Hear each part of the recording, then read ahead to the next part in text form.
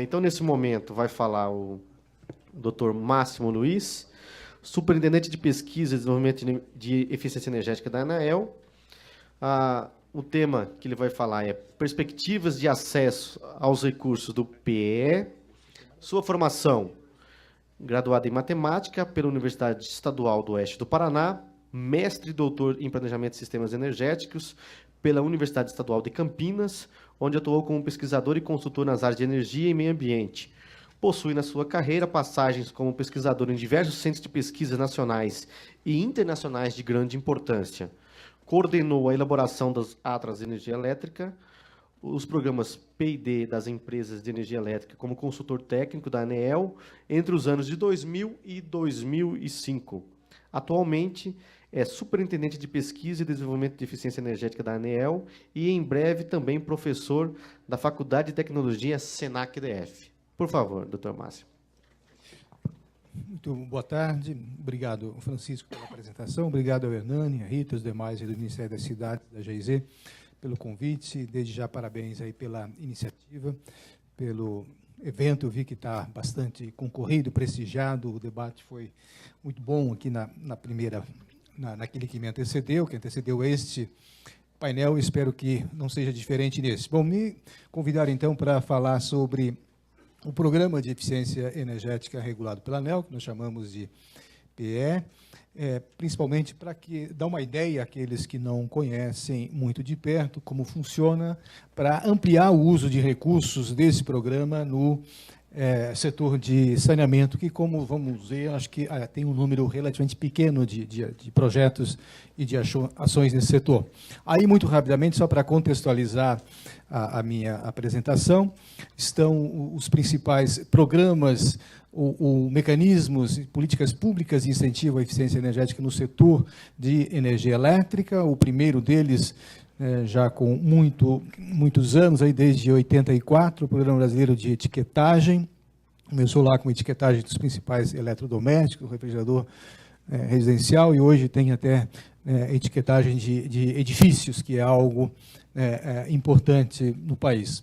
O Procel também, logo a seguir, veio o Procel, uma parceria do Ministério de Minas e Energia com Indústria e Comércio Exterior, para a implantação aí de uma ação em nível nacional, são vários programas que atuam em vários setores, as ações nos principais setores, e o principal mecanismo de atuação é o selo Procel de Eficiência Energética, que é algo já bastante conhecido e difundido no mercado e que tem dado excelentes resultados. O programa de eficiência energética regulado pela ANEEL, desde as primeiras ações ou os primeiros contratos de concessão que foram assinados com as distribuidoras de energia elétrica, foi estabelecida uma cláusula obrigando a realizar investimentos mínimos em ações de eficiência energética. Depois veio a Lei 9.991, que eu vou falar logo na sequência, e transformando isso numa política pública de estímulo à eficiência energética, a Lei 10.295, lá na época do racionamento de energia, ela saiu da gaveta, ela estava tramitando por vários anos em várias comissões, saiu da gaveta e passou, então, também a ser um mecanismo importante, criando principalmente o Comitê Gestor dos Índices de Eficiência Energética, definindo limites para consumo ou índices mínimos de eficiência em equipamentos produzidos ou comercializados no Brasil. Então, eu vou, naturalmente, me ater aqui ao programa regulado pela ANEEL. É uma política pública, como eu disse, de Estado, que foi estabelecida lá em 2000, e o mecanismo de atuação é que essa lei obriga as distribuidoras a investir um percentual mínimo em ações de eficiência energética, então um percentual da receita operacional líquida, depois eu mostro os números,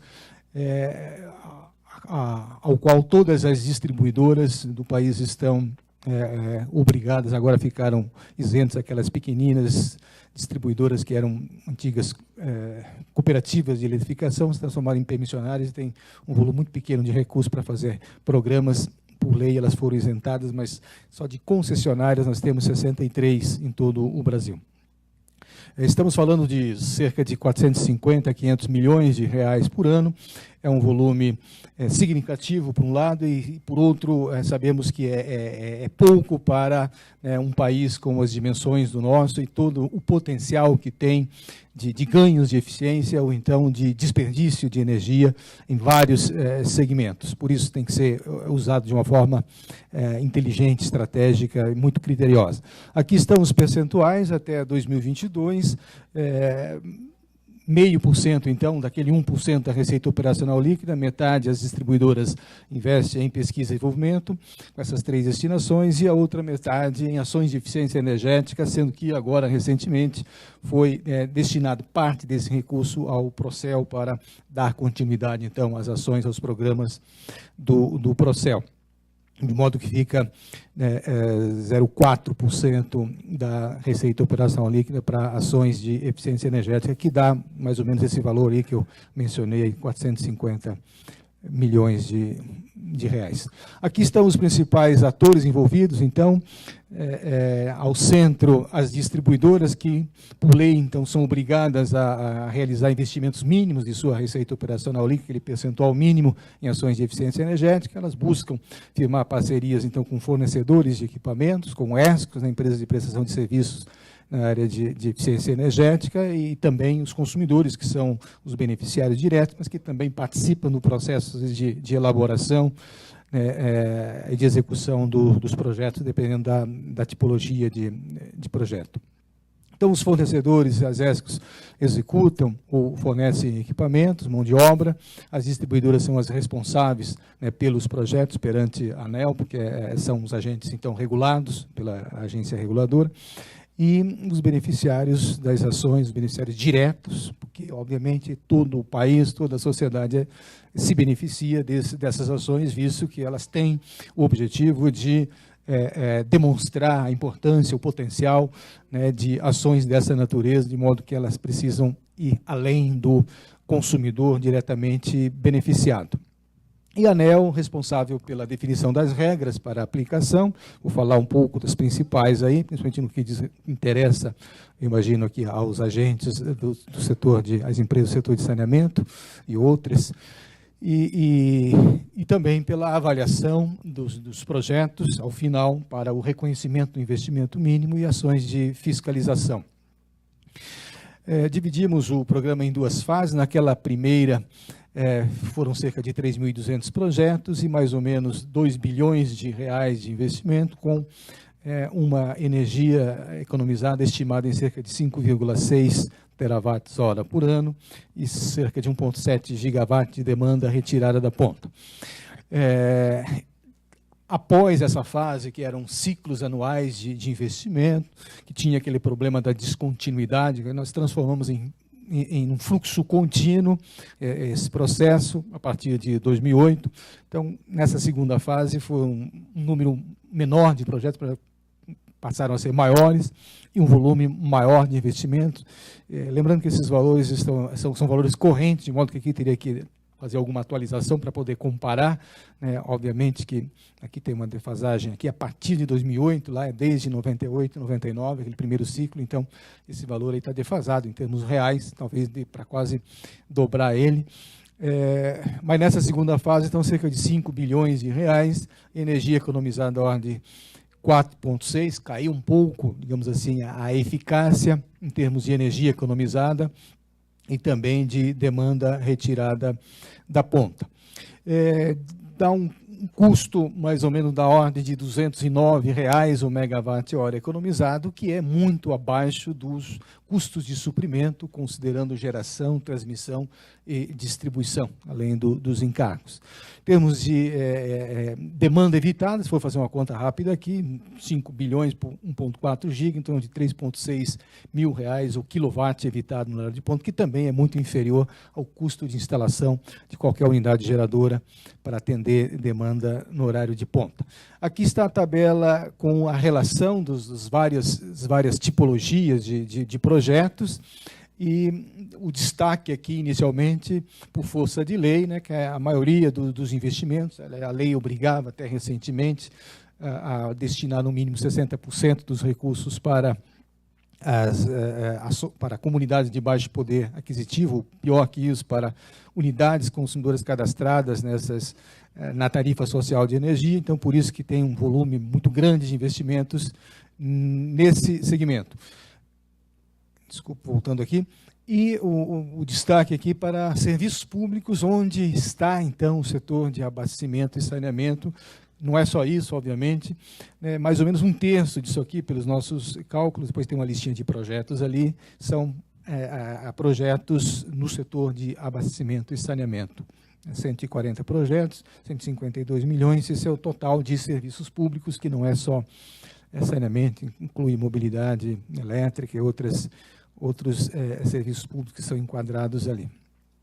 Aqui está os mesmos dados, mas na forma de gráfico, então mostrando ali, em termos de quantidade de projetos, esse setor aí, os serviços públicos, dá em torno de 8% dos projetos, 140 projetos, em termos de investimento, 3% dos recursos nessa tipologia.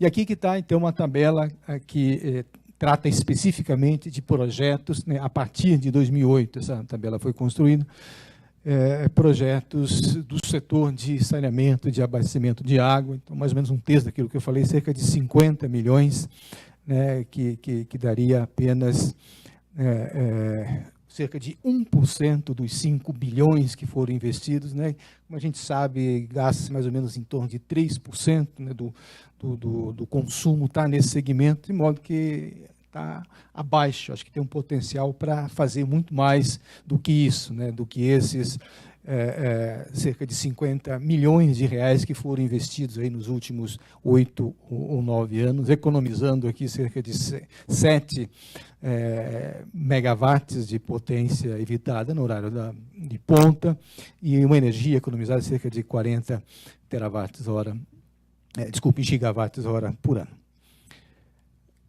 Eu deixo depois essa lista aí para quem quiser consultar. E, eventualmente, pode ser que tenha, porque não tem uma classificação específica lá que trate disso, né?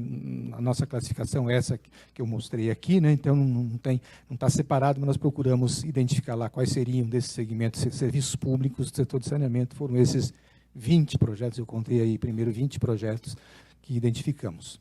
Bom, é um setor em que há um grande potencial, como, obviamente, todos aqui sabem, né, de eficiência, né, de melhoria da eficiência energética, seja pela substituição de motores, mas também bombas e acionamento, automação e supervisão e controle. Não é só a questão dos motores, tem todo um conjunto, tem otimização de processo, tem questão de controle que também impacta muito. Em geral, tem uma relação custo-benefício bastante favorável, né, de 0,61. Uma vida útil longa, isso é importante, porque não tem que...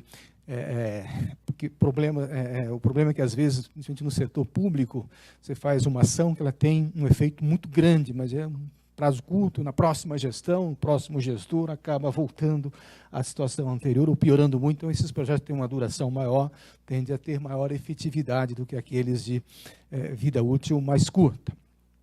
A parte de medição e verificação é relativamente mais previsível, mais fácil de se fazer do que em outros setores. Estamos falando de sistemas bastante conhecidos, tecnologias de fácil, digamos assim, aferição dos resultados. Não é algo tão complexo como, por exemplo, no residencial baixa renda, né, que é onde foram investidos a maior parte dos recursos, e a gente tem dificuldade para mensurar os ganhos de eficiência energética. E além, obviamente, dos benefícios socioambientais. Aqui estão os principais... desculpa, aqui a questão da chamada pública de projeto. Nós tornamos obrigatório, a partir de julho de 2015, que algumas distribuidoras já faziam isso, as públicas em particular, todas elas são obrigadas a realizar chamadas públicas de projetos para selecionar os projetos que vão fazer parte do seu programa, da sua carteira. Então, tem que realizar pelo menos uma a cada ano, e o limite do recurso disponível de acordo com o mercado da distribuidora. Estão aqui os principais critérios para a seleção dos projetos, o que é definido pela ANEEL, com alguma flexibilidade, que eu vou mostrar logo sequência. Então, o primeiro deles é, obviamente, a relação custo-benefício, depois a qualidade da proposta, que, obviamente, não se afere com um selo como aquele, mas é algo importante. A contrapartida, né, aí não é para simplesmente resolver aquele problema que foi mencionado aqui antes, né, da Caixa, que por amarras lá, né, não podendo mais voltar a alterar o valor, então tem que justamente tentando complementar, né, aquele cerca de 450, 500 milhões de reais por ano, não dá para resolver todos os problemas de ineficiência no Brasil. Então, se cada real que se use desse recurso público também se consiga, principalmente no setor privado, né, mais R$1, ou que seja 10 centavos, a gente está fazendo muito mais. Então, contrapartida também é algo importante. Não é que é exigido, mas é algo que faz diferença na hora da seleção dos projetos. É um critério que tem uma certa importância, a pontuação vem logo depois na sequência. Contrato de desempenho, que é algo complexo, mas a ideia é que a gente avance na direção de exigir contrato de desempenho, inclusive, né, em órgãos públicos, não apenas para as empresas, que hoje já é exigido que empresas com fins lucrativos, público ou privado, têm que fazer os projetos com contrato de desempenho, de modo que o recurso volta para a conta de eficiência energética e alavanca outras ações, não a fundo perdido, como em alguns órgãos públicos, aliás, na grande maioria deles, se faz. E ações de capacitação, treinamento, né, para resolver aquele problema da descontinuidade, para que haja, de fato, a perenidade das ações do ponto de vista institucional e não apenas uma ação pontual durante uma determinada gestão ou coisas desse tipo. Tem uma tabelinha aqui, obviamente eu não vou entrar no detalhe, porque eu acho que eu tenho, não sei como é que está meu tempo aqui, mais uns 5 minutos, então eu não vou entrar, obviamente, aqui no detalhe de cada um desses critérios, está no nosso regulamento, né, que eu vou deixar ali o link, a página para acesso. Então, aí está a lista de todos os critérios, com o destaque para esses 4 aí, que eu já mencionei, com as respectivas pontuações. Nós discutimos isso durante pelo menos uns 2 anos, com os agentes, com a participação inclusive da GIZ, que nos assessorou nesse trabalho. Achamos por bem que dessemos alguma flexibilidade para as distribuidoras na definição dessa pontuação, porque Brasil é Brasil, tem diferenças muito grandes, então depende muito de uma região para outra. Alguma flexibilidade para ajustar ao perfil de mercado da distribuidora, as características do projeto, ou do setor em que ela está atuando. Definimos limites ali mínimos de pontuação, quer dizer, a relação custo-benefício tem que ter, no mínimo, né, esse peso ali de 30 e pode ir até 40 no ranking total aqui, com os percentuais, né, distribuídos. Esse aqui é que mostra o valor aqui da relação custo-benefício do projeto proporcional, e o outro, um ranking para comparar a relação custo-benefício. Uma é absoluta e outra é relativa. Você pode ter um projeto com uma boa relação custo-benefício, mas comparado aos demais daquela categoria, aí ele tem uma outra pontuação. Enfim, aqui estão os limites mínimo e máximo em que as distribuidoras podem, então, ajustar, né, trabalhar nas suas chamadas para ajustar as demandas locais.